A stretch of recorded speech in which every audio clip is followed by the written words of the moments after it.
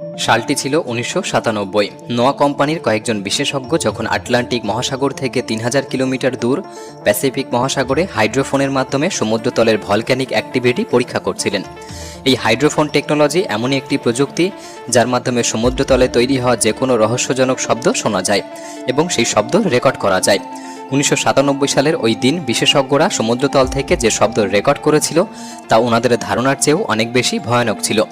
বিশেষজ্ঞরা এর আগে তাদের কর্মজীবনে এরকম শব্দ কোনোদিনও শোনেনি, যে কারণে ওই স্থানে থাকা সমস্ত বিশেষজ্ঞ দুশ্চিন্তা এবং ভয়ানকভাবে অবসাদগ্রস্ত হয়ে পড়েন। এই শব্দ শুধুমাত্র ভয়ানক ছিল না, এই শব্দের মধ্যে এক অদ্ভুত ভিন্নতা ছিল যা সমুদ্রের অন্য স্থান থেকে রেকর্ড হওয়া শব্দ থেকে সম্পূর্ণ আলাদা করে তুলেছিল, যে কারণে এই শব্দের নাম দি ব্লুপ দেওয়া হয়।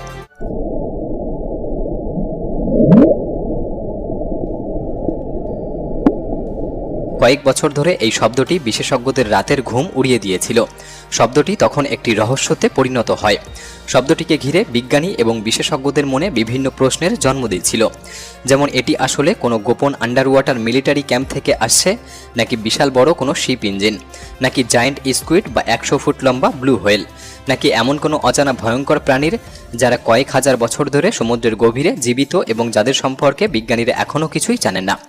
এরপর সময় ধীরে ধীরে অতিক্রম হতে থাকে। বিজ্ঞানী এবং বিশেষজ্ঞরা সমুদ্রের তলায় আরও ভলক্যানিক অ্যাক্টিভিটি, আর্থকুইক সম্পর্কে স্টাডি শুরু করে। এমন সময় অ্যান্টার্কটিকার কাছাকাছি মহাসমুদ্রে যখন তাদের হাইড্রোফোন অনুসন্ধান শুরু হয়, আবারও 2005 সালে সেই অদ্ভুত এক শব্দ তারা রেকর্ড করে। কিন্তু এইবার সেই রহস্যময় শব্দের উৎস সম্পর্কে বিজ্ঞানীরা জানতে পারে। এটি কোনো বড় জাহাজ বা গভীর সমুদ্রের অজানা প্রাণীর শব্দ ছিল না, এটি ছিল একটি বরফের খণ্ড থেকে উৎপন্ন হওয়া শব্দ, যা অ্যান্টার্কটিকাতে একটি বরফের খণ্ড ভেঙে পড়ার সময় এই শব্দ তৈরি হচ্ছিল। গত 8 বছরের পরিশ্রম এবং দিনরাত গবেষণার ফলে এই ব্লুপ রহস্যধান অবশেষে বিজ্ঞানীদের সামনে আসে। তবে এই রহস্য সমাধান করা গেলেও এই 8 বছর ধরে অনুসন্ধান চলাকালীন সময় বিজ্ঞানীদের সামনে আরও নতুন নতুন রহস্যের জন্ম হয়, যা কোনোদিনও সমাধান করা যাবে কিনা তা নিয়ে প্রশ্ন ওঠে।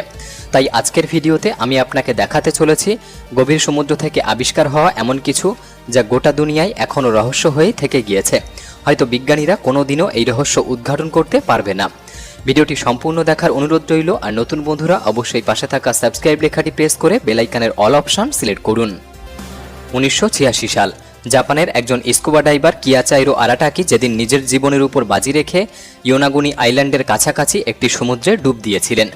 জীবনের উপর বাজি রেখে এই কথাটি এই কারণেই বললাম, কারণ এই সমুদ্র এমন একটি জায়গা যেখানে হ্যামারহেড তিমি নামক একটি ভয়ঙ্কর প্রাণীর আবাসস্থল, যারা যে কোনো মানুষদের জন্য একটি জীবননাশক প্রাণী হতে পারে।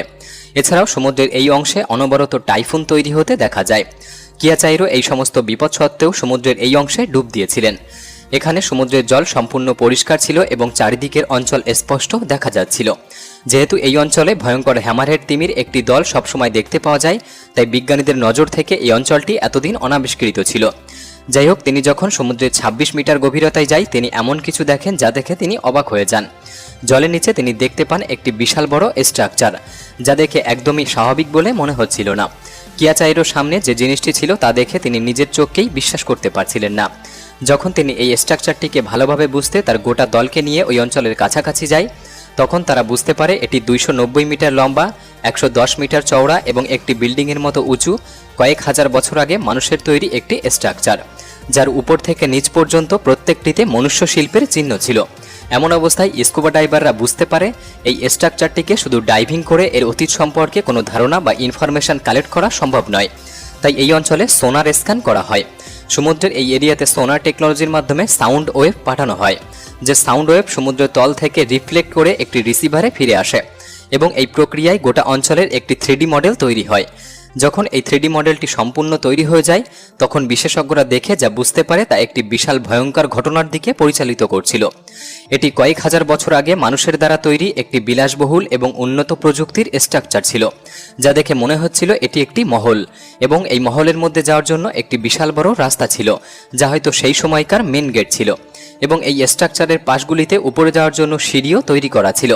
এছাড়াও এমন কিছু স্থাপত্য শিল্পের ছাপ ছিল যা দেখে মনে হচ্ছিল ওই সময়কার মানুষেরা প্রযুক্তিগতভাবে অনেক উন্নত ছিল, কারণ এটি দেখে মনে হচ্ছিল এই গোটা স্ট্রাকচারটিকে আলাদা আলাদা কোনো পাথর দিয়ে তৈরি করা হয়নি, বরং একটি গোটা পাথরকে কেটে এই স্ট্রাকচারটিকে তৈরি করা হয়েছিল। এই পাথর থেকে পাওয়া আর্টিফ্যাক্ট যখন কার্বন ডেটিং করা হয় তখন জানা যায় এই স্ট্রাকচারটি আজ থেকে প্রায় 10,000 বছরের পুরনো। সেই সময় এই অঞ্চলে মেসোপটেমিয়া সভ্যতা ছিল, যাদেরকে এই অঞ্চলের সবথেকে পুরনো সভ্যতার মানুষ হিসাবে মনে করা হয়। আর সেই সময় এই জায়গাটি সমুদ্রের মধ্যে ছিল না, বরং সমুদ্রের বাইরে এই সভ্যতার মানুষেরাই অঞ্চলটিতে বসবাস করত। কিন্তু একটি প্রশ্ন হলো, সেই সময় মানুষের কাছে না ছিল কোনো হাতিয়ার, না ছিল কোনো উন্নত প্রযুক্তির মেশিন। তাহলে এই স্ট্রাকচারটিকে কিভাবে এবং কারা তৈরি করেছিল, অথবা সেই সময় এখানে কারা বসবাস করত এবং তাদের সাথে কি এমন ঘটেছিল যে আজ তাদের এই শহরের অংশ জলের নিচে ডুবে গিয়েছে? এবং যদিও বা কেউ এই স্ট্রাকচারটিকে নিজের হাতে তৈরি করেই থাকবে, তাহলে কেন তার নাম ইতিহাসের পাতা থেকে মুছে গিয়েছে? এই প্রশ্নের উত্তর আজও গোটা পৃথিবীর মানুষের কাছে রহস্য হয়েই থেকে গিয়েছে। 19বিংশ শতাব্দীর শেষ অর্থাৎ 1900 সালের শুরুতে অ্যান্টিক্যাথেরা আইল্যান্ডের কাছাকাছি একটি সমুদ্রে 55 মিটার গভীরে স্কুবা ডাইভারদের একটি দল বহু বছরের একটি পুরনো অ্যানসিয়েন্ট জাহাজের ধ্বংসাবশেষ খুঁজে পায়। এই জাহাজটি আজ থেকে প্রায় 2000 বছর আগে অ্যানসিয়েন্ট গ্রিসদের আমলে সমুদ্রে ডুবে গিয়েছিল এবং তখন থেকে আজ পর্যন্ত এই ধ্বংসাবশেষ সমুদ্রের নিচে ডুবে রয়েছে। অনুসন্ধান চলাকালীন জাহাজের ধ্বংসাবশেষ থেকে একটি রহস্যজনক বাক্স খুঁজে পাওয়া যায়, যে বাক্সটি খুব জীর্ণভাবে ধ্বংসাবশেষের আশেপাশে পড়েছিল। যখন বাক্সটি খোলা হয়েছিল, এর মধ্যে মূল্যবান গহনা, মার্বেলের মূর্তি, পুরনো মুদ্রা এবং একটি মরিচা পড়া ধাতুর টুকরো খুঁজে পাওয়া যায়। ধাতুর এই টুকরোটি দেখে একদমই সাধারণ বলে মনে হচ্ছিল, তবে যখন এটি বিশেষজ্ঞদের কাছে পৌঁছায় তারা খুব দ্রুত এর বিশ্লেষণ করতে শুরু করে। যখন এই ধাতুটিকে পরীক্ষা করা হয় তখন এটি আমাদের বর্তমান যুগের প্রযুক্তিকে অদ্ভুতভাবে মিথ্যে প্রমাণ করছিল। বিজ্ঞানী এবং বিশেষজ্ঞদের এই কথাটি বিশ্বাস করতে খুবই কষ্ট হচ্ছিল যে এই ধাতুটি আর কিছুই ছিল না, বরং এটি ছিল একটি গ্রিস অ্যানসিয়েন্ট যুগের পুরনো কম্পিউটার, যার মধ্যে 35টি ছোট বড় গিয়ার লাগানো ছিল এবং এটি আজ থেকে প্রায় 2000 বছর আগে খুবই যত্ন সহকারে তৈরি করা হয়েছিল। কিন্তু এইবার বিশেষজ্ঞরা ভাবতে শুরু করে এত বছর আগে এই যন্ত্রটিকে তারা কিভাবে তৈরি করেছিল এবং এর কাজই বা কী ছিল। বহু গবেষণার পর বিজ্ঞানীরা জানতে পারে এই যন্ত্রটি তারা আসলে কী কাজে ব্যবহার করত। অ্যানসিয়েন্ট গ্রিসের মানুষেরা আজ থেকে প্রায় 2000 বছর আগে যখন জাহাজ নিয়ে সমুদ্রে পাড়ি দিত, তারা চাঁদ এবং সূর্যের অবস্থান বুঝতে এই যন্ত্রটিকে ব্যবহার করত। এই কম্পিউটারটি সূর্যগ্রহণের সময় এবং চাঁদ ও সূর্যের ভবিষ্যৎ স্থান সম্পর্কে আগে থেকেই জানিয়ে দিতে পারত। তাই এর থেকে বড় প্রমাণ পাওয়া যায় যে অ্যানসিয়েন্ট গ্রিসের মানুষেরা আমাদের বর্তমান টেকনোলজির থেকে অনেক বেশি এগিয়ে ছিল। বিজ্ঞানীদের ধারণা অনুযায়ী ধাতুর এই অংশটির একটি টুকরো এর থেকে মিসিং ছিল এবং এটি হয়তো সমুদ্রের গভীরে এখনও কোথাও ডুবে রয়েছে। ধাতুর ওই টুকরোটিকে খোঁজার জন্য কয়েকটি এক্সপিডিশন করা হয়েছিল, কিন্তু বহু গবেষণা এবং তদন্তের পরেও ধাতুর ওই টুকরোটিকে খুঁজে পাওয়া যায়নি। তাই পরবর্তীতে ওই ইনকমপ্লিট কম্পিউটারটি ন্যাশনাল আর্কিওলজিক্যাল মিউজিয়ামে রাখা হয়। কিন্তু বিজ্ঞানীদের এখনও কোনো ধারণা নেই যে আজ থেকে 2000 বছর আগে মানুষেরা এখনকার থেকেও হাই টেকনোলজিতে এই কম্পিউটারটি কিভাবে তৈরি করেছিল। সমুদ্র আমাদের গোটা পৃথিবীর অর্ধেকেরও বেশি এরিয়া নিয়ে বিস্তীর্ণ রয়েছে এবং এর মধ্যে এমন এমন সব রহস্য লুকিয়ে রয়েছে যা হঠাৎ যদি একটি মানুষের সামনে এসে পড়ে তা আমরা কোনোদিনই বিশ্বাস করতে পারবো না। জুন 2011 সালে ওশান এক্সপ্লোরারের একটি দল সমুদ্রের নিচে লুকিয়ে থাকা ধ্বংসাবশেষ খুঁজতে গিয়ে বাল্টিক সাগরের 90 মিটার গভীরে একটি অদ্ভুত আর রহস্যময় স্ট্রাকচার খুঁজে পায়। এই স্ট্রাকচারটি প্রায় 60 মিটার বড় ছিল এবং একটি ডিস্কের মতো আকার নিয়ে সমুদ্রের নিচে ডুবেছিল। এছাড়াও এটিকে দেখে কোনো ইউএফও বা আনআইডেন্টিফাইড অবজেক্ট বলে মনে হচ্ছিল। এই স্ট্রাকচারটিকে যখন সোনার স্ক্যান করা হয় তখন জানা যায় এটি কোনো প্রাকৃতিকভাবে তৈরি হয়নি। এটি একটি মেটাল দিয়ে তৈরি, যা মানুষ বা কোনো এলিয়ান দ্বারা তৈরি হতে পারে বলে অনুমান করা হয়। বিজ্ঞানীরা অনবরত পরীক্ষা চালাতে থাকে, কিন্তু 13 বছর অতিক্রম হয়ে যাওয়ার পরও আজও কোনোদিন জানা সম্ভব হয়নি এটি কবে, কেন এবং কারা তৈরি করেছিল। আর তখন থেকে আজও এই স্ট্রাকচারটি একটি রহস্য হয়েই থেকে গিয়েছে। সুতরাং এটা বলা খুব কঠিন হবে না যে সমুদ্র অসংখ্য রহস্য এবং বিভ্রান্তির জন্ম দেয়।